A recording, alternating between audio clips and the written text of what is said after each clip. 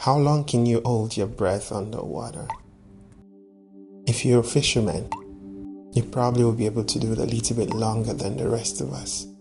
Well, I am a fisherman, but I'm not the one that jumped. As I watched Peter sink, I thought to myself, what should we do? Should we throw him a life jacket?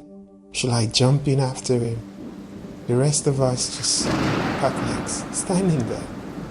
I wasn't going to stand here. I got to do something. Well, I have to do something.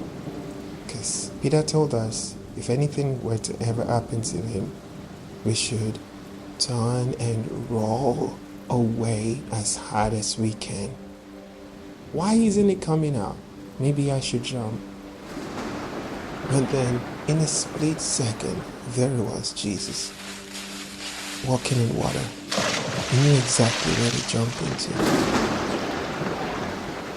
And in the next minute, he and Peter were back on the water.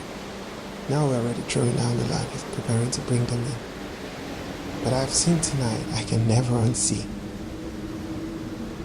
Who is this man? And so they got into the boat, me and Peter. I fell on my face. There's nothing else I could do.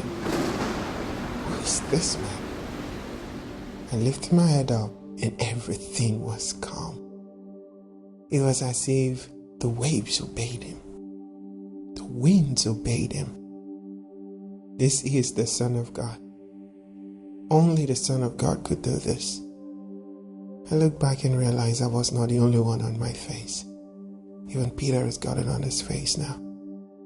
I would go closer to this man. I would be his favorite. I would be the one whom he loves the most.